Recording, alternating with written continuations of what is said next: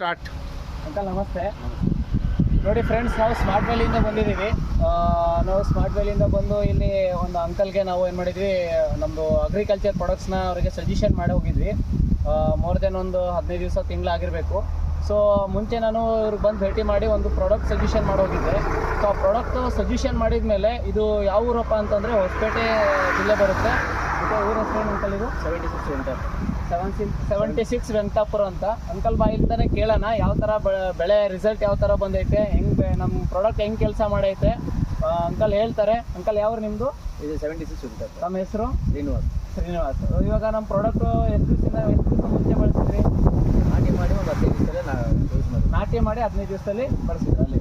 ಆಮೇಲೆ ಏನು product ಬಳಸಿದ್ರಿ uncle ನೀವು? ಗ್ರ್ಯಾನ್ಯುವಲ್ಸ್ ಹಾಕಿದ್ದೀನಿ. ಸೊ ಇದು ಬಳಸಿ ಎಷ್ಟು ದಿನ ಆಯಿತು? 15 ದಿವಸ ಆಯಿತು. ಇವಾಗ 20 ಡೇಸ್ ಆಗಿರುತ್ತೆ. 20 ಡೇಸ್ ಆಗಿದೆ. ಹೇಗೆ ಅನ್ನಿಸ್ತಾ ಇದೆ? ರಿಸಲ್ಟ್ ಹೇಗಿದೆ? ಚೆನ್ನಾಗೈತೆ. ನಿಮಗೆ ಸ್ಟಾರ್ಟಿಂಗಿಂದ ಈಗಿನಗೆ ಏನು ಡಿಫ್ರೆನ್ಸ್ ಅನಿಸುತ್ತೆ? ನಮಗೆ ಚೇಂಜಸ್ ಚೆನ್ನಾಗಿ ಕಾಣ್ತಾ ಇದೆ. ಚೆನ್ನಾಗಿ ಕಾಣಿಸ್ತಾ ಇದೆ. ಸೊ ಇದನ್ನ ಇನ್ನೂ ಬಳಸೋಕ್ಕೆ ಇಷ್ಟಪಡ್ತೀರಾ? ಅಷ್ಟೇ ಮುಂದೆ ಇನ್ನು ಇದನ್ನೇ ಜಾಸ್ತಿ ಮಾಡ್ತೀವಿ. ಇದನ್ನೇ ಜಾಸ್ತಿ ಮಾಡ್ತೀರಾ. ಸೊ ನಿಮ್ಗೆ ಇದರಿಂದ ಇಳುವರಿ ಚೆನ್ನಾಗಿ ಬರುತ್ತೆ ಅಂತ ಅನಿಸುತ್ತಾ? ಅದು ಇಳುವರಿ ಸ್ವಲ್ಪ ನೆಕ್ಸ್ಟ್ ಟೈಮ್ ಭತ್ತ ಕಟಾವು ಮಾಡಿದಾಗ ಗೊತ್ತಾಗುತ್ತೆ. ಕಟಾವು ಮಾಡಿದಾಗ ಗೊತ್ತಾಗುತ್ತೆ. ಈ ಬೆಳೆ ಏನು ಚೆನ್ನಾಗೈತೆ. ಓಕೆ, ಇದು ಬಳಸಿದಕ್ಕೂ ನಿಮಗೆ ರಿಸಲ್ಟ್ ಸಿಕ್ಕಿದೆ. ಚೆನ್ನಾಗಿದೆ. ಎಷ್ಟು ಪರ್ಸೆಂಟ್ ನೀವು ರಿಸಲ್ಟ್ ಅಂತ ಹೇಳಕ್ಕೆ ಇಷ್ಟಪಡ್ತೀರಾ?